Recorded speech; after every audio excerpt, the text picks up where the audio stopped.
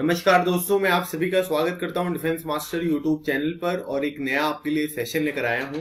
और आज का ये जो सेशन होगा इसमें हम 17 दिसंबर को जो द हिंदू न्यूज़पेपर आया था उससे रिलेटेड यहाँ पर 10 क्वेश्चंस हम यहाँ पर करने वाले हैं जो कि आपके वेरियस एग्जामिनेशन के लिए बहुत ज्यादा इंपॉर्टेंट है।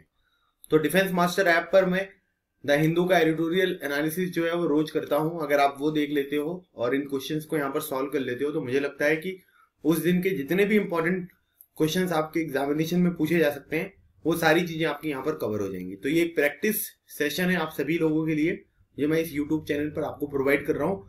तो 16 दिसंबर से मैंने ये चीजें यहाँ पर स्टार्ट करी थी और आज 17 दिसंबर का आपके सामने द हिंदू क्विज मैं प्रोवाइड करूंगा, फिर 18 दिसंबर का भी आएगा। तो इस सेशन को आप जरूर देखा करिए और ये आपके एग्जामिनेशन के लिए बहुत इंपॉर्टेंट होगा। साथ ही साथ जब आप इस सेशन को यहाँ पर अटेंड कर रहे हो तो आप लोग यहाँ पर ये भी बताइएगा कि आपको क्या लगता है कि कौन सा आंसर सही होगा, है ना। आप लोग अटेम्प्ट भी करिएगा वीडियो को पॉज करके, ताकि आप इस सेशन को अच्छी तरीके से एंजॉय कर लें। और लास्ट में आप मुझे ये भी बताइएगा कमेंट सेक्शन में कि आपने कितने क्वेश्चन अटेम्प्ट किए थे, आपके कितने क्वेश्चन सही हुए और कितने क्वेश्चन यहाँ पर गलत हुए। अगर आपने डिफेंस मास्टर यूट्यूब चैनल को सब्सक्राइब नहीं किया तो जरूर सब्सक्राइब करें, इसी तरीके के इन्फॉर्मेटिव सेशन आपको आगे भी मिलते रहेंगे। आप हमारा डिफेंस मास्टर ऐप डाउनलोड कर सकते हैं गूगल प्ले स्टोर से।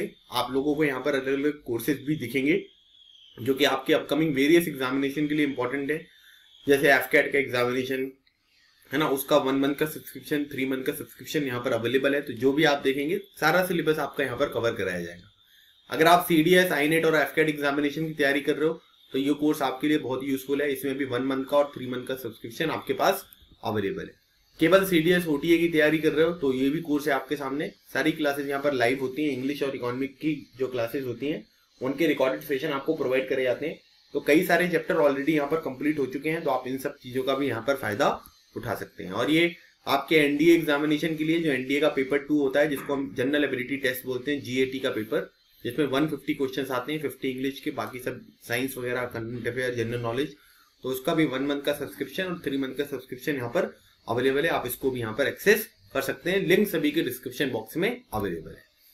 आज का पहला क्वेश्चन देखिए दिया हुआ है कि in the past 4 years nearly twice the number of illegal Bangladeshi migrant were caught living the country compare to those coming in illegally according to the data available with the border security force and dash.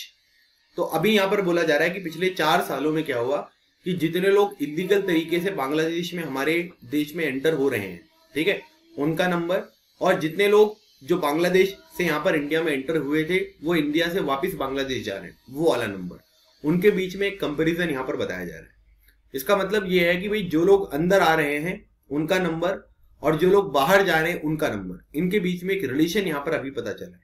तो बाहर जाने वालों का जो number है ना, वो अंदर आने वाले नंबर, मतलब अंदर आने का मतलब ये हुआ कि इंडिया में जिनकी एंट्री यहाँ पर हो रही है उस नंबर से वो यहाँ पर ट्वाइस है। ये अभी एक लेटेस्ट यहाँ पर अपडेट आपके सामने निकलकर सामने आई है। और ये रिपोर्ट जो पब्लिश करी है बॉर्डर सिक्योरिटी फोर्स और कौन से डिपार्टमेंट ने यहाँ पर करी है, ये चीज आपसे यहाँ पर पूछी जा रही है। बॉर्डर सिक्योरिटी फोर्स यहाँ पर इसलिए क्योंकि पाकिस्तान और बांग्लादेश के साथ जो हमारी बॉर्डर की सुरक्षा करती है फोर्स, वो कौन सी है, वो आपको मिलेगी बॉर्डर सिक्योरिटी फोर्स, ठीक है। अभी आपको पता है कि NRC वगैरह भी बहुत ज्यादा न्यूज में रहता है, ठीक है। सुप्रीम कोर्ट जो है वो यहाँ पर प्रूव करने की कोशिश कर रहा है कि भाई यहाँ पर जितने नागरिक हैं उन सभी लोगों को नागरिकता यहाँ पर मिले, और जिनके पास नागरिकता नहीं है, जिनके पास कोई डॉक्यूमेंट नहीं है, उनको यहाँ पर डिपोर्ट किया जाए। डिपोर्ट का मतलब होता है कि उनको किसी जिस भी कंट्री से वो यहाँ पर आए हैं उनको वहां पर भेजा जाए, नहीं तो फिर उनको डिटेंशन सेंटर में यहाँ पर डाल दिया जाए। तो ये जो डेटा पब्लिश किया है ये BSF ने, और 4 ऑप्शन दिए हुए, नेशनल पॉपुलेशन रजिस्टर ने किया है पब्लिश, फॉरेनर ट्रिब्यूनल ने, नेशनल क्राइम रिकॉर्ड ब्यूरो ने, या फिर बॉर्डर पॉपुलेशन रिकॉर्ड ब्यूरो। तो आपको बताना है कि इसमें से जो हमारा सही आंसर होगा वो यहाँ पर क्या होगा। So right answer is National Crime Record Bureau, जो कि मिनिस्ट्री ऑफ होम अफेयर्स के अंतर्गत आपको आती हुई दिखाई देगी। इस बार के CDS 2 2020 एग्जामिनेशन में क्वेश्चन आया था, नेशनल डिजास्टर मैनेजमेंट अथॉरिटी, जिसको हम NDMA कहते हैं, ये कौन सी मिनिस्ट्री के अंतर्गत आता है, तो ये भी मिनिस्ट्री ऑफ होम अफेयर्स के अंतर्गत आपको आता हुआ दिखाई देगा। इसके बारे में भी आप थोड़ा सा इंफॉर्मेशन रखिए। British prime minister Boris Johnson has accepted Narendra Modi's invitation to the chief guest at the 2021 Republic Day parade in New Delhi. Johnson in turn invited Prime Minister Modi to take part in the which multinational meeting to be hosted by the UK next year. ठीक है, तो अब यहाँ पर क्या है कि इस क्वेश्चन को आप ध्यान से समझिएगा कि अभी क्या है कि जो 2021 का रिपब्लिक डे हमारा यहाँ पर होने वाला है, ठीक है, उसके जो चीफ गेस्ट होंगे वो कौन होंगे, वो होंगे बोरिस जॉनसन, ठीक है, जो कि यहाँ पर ब्रिटिश प्राइम मिनिस्टर हैं। अगर हम 2020 के बारे में बात करेंगे तो 2020 में जो आए थे ये ब्राजील के प्रेसिडेंट आए थे जिनका नाम है जैर बोल्सोनारो, ठीक है। तो ये हो गया आपका जैर बोल्सोनारो, ठीक है, ये भी आप ध्यान रखिएगा। और 2020 में ये आए थे और 2021 में बोरिस जॉनसन यहाँ पर आएंगे। तो अब यहाँ पर क्या हुआ कि जो ब्रिटिश प्राइम मिनिस्टर है इन्होंने भी यहाँ पर मोदी जी को इन्वाइट कर लिया है। अगले साल यहाँ पर एक मल्टीनेशनल मीटिंग होगी यूके में, उसमें तो किस में इन्वाइट किया है, क्लाइमेट चेंज समिट में, है ना, या फिर G7 समिट में, या फिर G20 समिट में, या फिर Commonwealth head of government meeting में, ठीक है। तो याद रखिएगा मोदी जी को जो इन्विटेशन यहाँ पर दिया जाएगा ये दो चीजों के लिए इन्विटेशन देंगे, ठीक है। पहला तो जो है ये आपका G7 समिट होगा जिसको पहले हम G8 बोलते थे, है ना, एक तो ये भी होगा, और क्लाइमेट चेंज समिट भी यहाँ पर होगा जिसको हम COP26 यहाँ पर कहते हैं, ठीक है। इसकी भी मीटिंग यहाँ पर होगी और इसके बेसिस पे भी इनको यहाँ पर बुलाया जाएगा। G7 अगर हम कंट्रीज के बारे में बात करें तो इसमें कौन कौन सी कंट्री आती है, इसमें यूके आता है ना, USA आता है, जापान आता है, ठीक है, उसके बाद इटली है ना, इटली भी आपको यहाँ पर देखने को मिलेगा, उसके बाद जर्मनी आपको यहाँ पर देखने को मिलेगा, ठीक है, उसके बाद यहाँ पर ये कनाडा आपको यहाँ पर देखने को मिलेगा। तो अलग अलग तरीके की यहाँ पर टोटल 7 कंट्रीज है। इंडिया इसका मेंबर नहीं है, ठीक है, ऑब्वियसली इंडिया जो है वो G7 कंट्रीज का यहाँ पर पार्ट नहीं है। इसके बारे में भी आप थोड़ा सा यहाँ पर ध्यान रखिएगा, नहीं तो फिर कंफ्यूजन क्रिएट होगी कि भाई है कि नहीं है पार्ट, ठीक है। तो यहाँ पर क्या हो गया, यूके हो गया, USA हो गया, जापान हो गया, इटली हो गया, जर्मनी हो गया, कनाडा हो गया, और यहाँ पर ये फ्रांस। तो ये टोटल जो है ये आपको 7 कंट्रीज G7 में देखने को मिलेंगी। तो यहाँ पर जो इन्विटेशन मिला है ये G7 समिट के लिए भी मिलेगा और क्लाइमेट चेंज समिट जो COP26 है इसके लिए भी यहाँ पर सबमिट दिया जाएगा। तो इसके 2 आंसर है, ठीक है, ऑप्शन नंबर A और ऑप्शन नंबर B, ये दोनों जो है ये हमारे बिल्कुल राइट आंसर है। चलिए आगे बढ़ते हैं।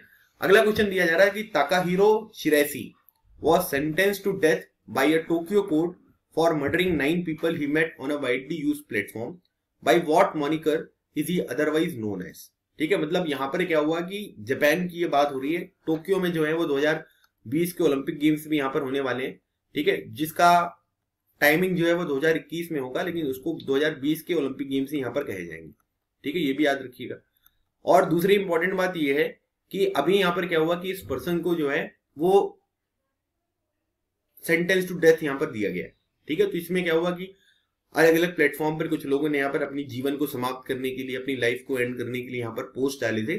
तो जो ताकाहिरो शिराइसी हैं वो उनकी यहाँ पर हेल्प कर रहे थे कि आप अपनी जान को किस तरीके से यहाँ पर दे सकते हैं, खत्म कर सकते हैं, और इसी का चार्ज इनके ऊपर चलाया गया और इनको ये सजा यहाँ पर दी गई। तो ये कुछ अद्भुत टाइप का ये क्राइम है जिसके बारे में थोड़ा सा अवेयरनेस आपको होनी चाहिए।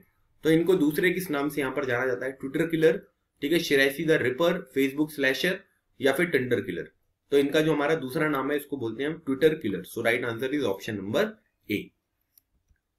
नेक्स्ट दिया जा रहा है कि a committee constituted by the union ministry of education, ठीक है, मिनिस्ट्री ऑफ एजुकेशन जो है उसने एक कमिटी यहाँ पर बनाई है और उस कमिटी से रिलेटेड यहाँ पर कुछ क्वेश्चन है जो आपसे यहाँ पर पूछे जा रहे हैं।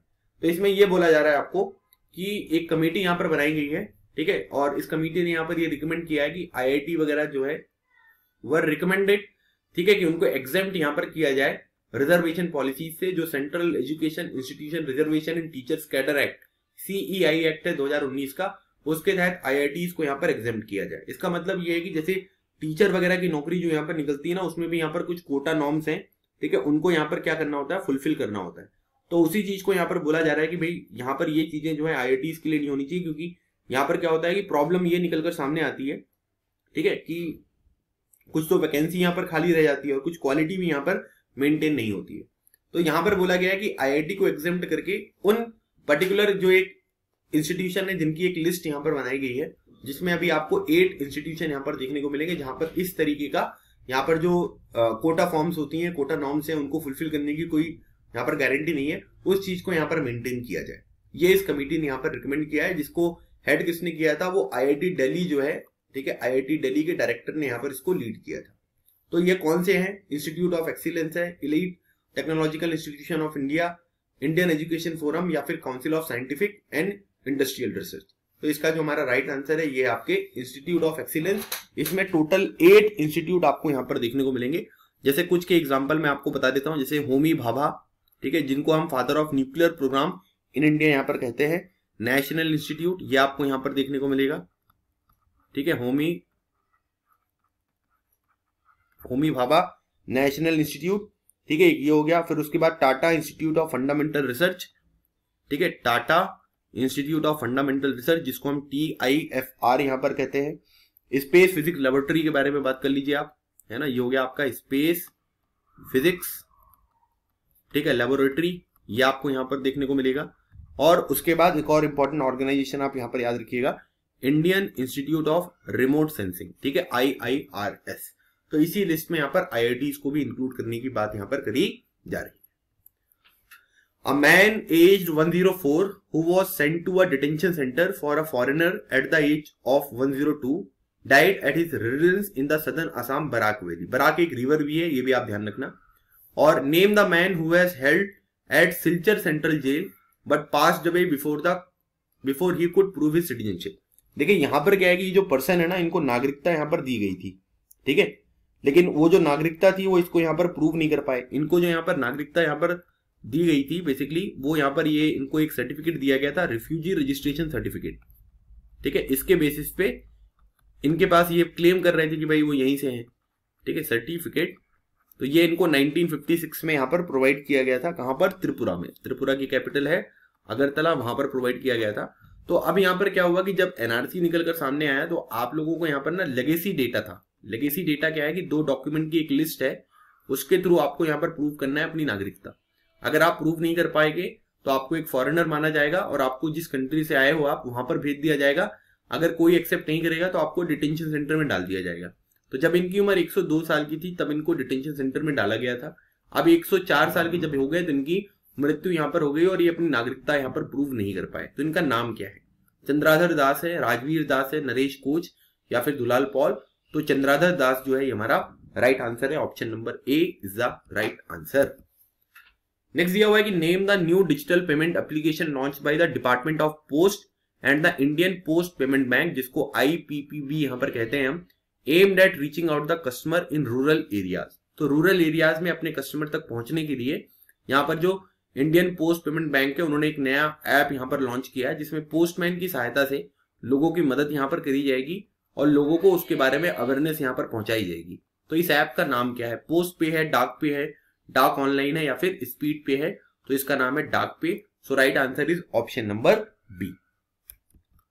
नेक्स्ट क्वेश्चन दिया जा रहा है कि the union culture ministry is planning a museum in the Kolkata and exhibition at the Victoria Memorial and cultural performances in West Bengal to mark 125th birth anniversary in 2022 of which iconic figure from the state. मतलब वेस्ट बंगाल के कौन से person है जिनकी 125वीं birth anniversary जो 23 जनवरी को मनाई जाएगी, है ना, 23 जनवरी 2022 को यहां पर मनाई जाएगी।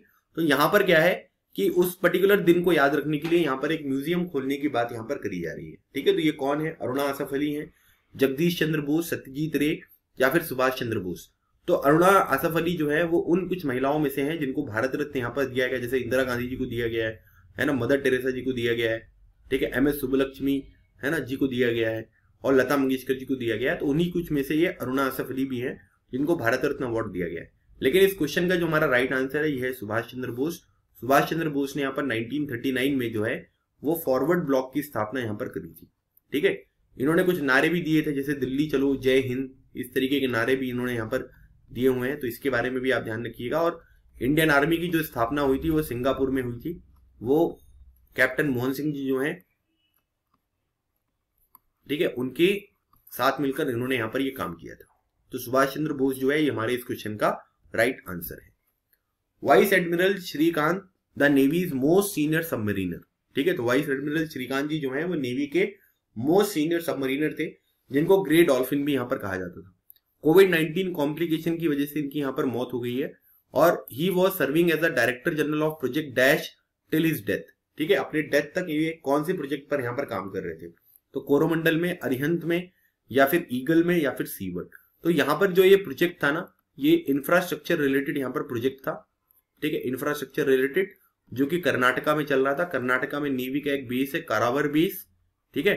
तो वहां पर ये इंफ्रास्ट्रक्चर को डेवलप कर रहे थे और इस प्रोजेक्ट का जो नाम है ये है आपका सीवर्ड, ठीक है। तो ऑप्शन नंबर D जो है ये हमारा राइट आंसर है। The revised schedule of the ICC women's 50 over world cup 2022 was announced after the event. पहले जो ये वर्ल्ड कप था ना, वो कहां पर होने वाला था, वो कब होने वाला था, वो होने वाला था आपका 2021 में, लेकिन कोविड-19 की वजह से यहाँ पर क्या कर दिया गया, इसको रीशेड्यूल कर दिया गया 2022 में। तो अब इसका जो फाइनल मैच होगा ये 3 अप्रैल 2022 को खेला जाएगा, ठीक है, 2022 में। और जो ये फाइनल मैच होगा वो कौन से स्टेडियम में खेला जाएगा? सो हैगली ओवल क्राइस्टचर्च में, Eden park Auckland, basin reserve Wellington, ये न्यूजीलैंड की कैपिटल है, ये भी आप ध्यान रखना, और बे ओवल जो है तोरंगा। तो इन चारों में से आपको बताना है कि जो 3 अप्रैल 2022 को फाइनल खेला जाएगा वो कहां पर खेला जाएगा। तो ये है ऑप्शन नंबर ए। एक बात और याद रखिएगा, न्यूजीलैंड की जो प्राइम मिनिस्टर है वो एक महिला प्राइम मिनिस्टर है, और अभी दोबारा ये इलेक्शन जीत कर निकल कर सामने आई है। तो ये बहुत इंपॉर्टेंट क्वेश्चन बन सकता है। इनका नाम है जैकिंडा आर्डन, ठीक है। तो ये यहाँ पर न्यूजीलैंड की प्राइम मिनिस्टर है। So right answer is option number A. Question number 10 देखिए, दिया हुआ है यूएस अटॉर्नी जनरल, ठीक है, William bar resign from his position following president Donald Trump's defeat in the election. तो डोनाल्ड ट्रम्प अब इलेक्शन हार गए हैं। जो 46th प्रेसिडेंट ऑफ यूएसए बनेंगे वो कौन बनेंगे? वो जनवरी में बन जाएंगे, जो बाइडेन, ठीक है।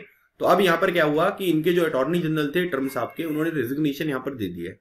तो अभी ट्रम्प साहब ने किसको अपना एक्टिंग अटॉर्नी जनरल यहाँ पर अपॉइंट किया है, ठीक है। अब आप लोग मुझे कमेंट सेक्शन में ये भी बताइएगा कि भारत के जो अटॉर्नी जनरल है उनका नाम यहाँ पर क्या है। इस तरीके के क्वेश्चन भी आपसे पेपर में पूछे जा सकते हैं। जैसे आप CDS2 2020 में अगर आप देखोगे तो वहां पर क्वेश्चन आया था कि जम्मू कश्मीर के जो पहले यहाँ पर लेफ्टिनेंट गवर्नर थे उनका नाम क्या था? उनका नाम था GC मुर्मू। और GC मुर्मू जी जो है वो अभी क्या बन गए हैं? वो comptroller and auditor general of India यहाँ पर भारत के बन गए। तो ये एक इंपॉर्टेंट पोजीशन है जिसके ऊपर क्वेश्चन आपसे पेपर में पूछा जा सकता है। तो आपको बताना है कि भारत के अटॉर्नी जनरल कौन है, और यूएस में जो अभी एक्टिंग अटॉर्नी जनरल है इनका नाम क्या है? Art Wendle, Jeff Rosen, Sonia Sotomayor या फिर क्लेरेंस थॉमस। तो इसका जो हमारा राइट आंसर है that is option number B, Jeff Rosen को यहाँ पर डोनाल्ड ट्रंप ने अपना एक्टिंग अटॉर्नी जनरल जो है वो यहाँ पर अपॉइंट किया है। तो गाइज ये थे आज के हमारे 10 क्वेश्चंस। आप लोग मुझे कमेंट सेक्शन में जरूर बताइएगा जो क्वेश्चन मैंने यहाँ पर पूछे हैं। इनकी पीडीएफ भी आपको डिफेंस मास्टर टेलीग्राम चैनल पर मिल जाएगी, लिंक उसकी भी डिस्क्रिप्शन बॉक्स में अवेलेबल है, आप उसको भी ज्वाइन कर सकते हैं या सिंपली सर्च करके भी उसको आप यहाँ पर फाइंड आउट कर सकते हैं। अब इन 10 क्वेश्चन में से आपने कितने क्वेश्चन अटेम्प्ट किए, आपके कितने क्वेश्चन सही हुए, इनके बारे में भी आप बताइएगा। और जो क्वेश्चन मैंने यहाँ पर आपसे पूछा हुआ है उसके बारे में भी आप यहाँ पर अपनी राय बता सकते हैं, ठीक है। उसका जो भी सही आंसर होगा वो भी आप बता सकते हो। आप डिफेंस मास्टर ऐप को डाउनलोड करके अपनी एफकैट, CDS और जो SSB की प्रिपरेशन है उसको यहाँ पर स्टार्ट कर सकते हैं। NDA एग्जामिनेशन के लिए भी बहुत सारे कोर्सेज यहाँ पर लॉन्च करे गए हैं, वो सब भी आपको नीचे लिंक में डिस्क्रिप्शन बॉक्स में मिल जाएगा, तो आप उसको भी यहाँ पर जरूर ज्वाइन करें। तो गाइज ये था आज का हमारा सेशन। आई होप आपको ये सेशन अच्छा लगा होगा, और मिलते हैं हमारे नेक्स्ट सेशन में। तब तक keep smiling and keep preparing. लगे रहो, एग्जाम क्लियर करो। Thank you so much. जय हिंद।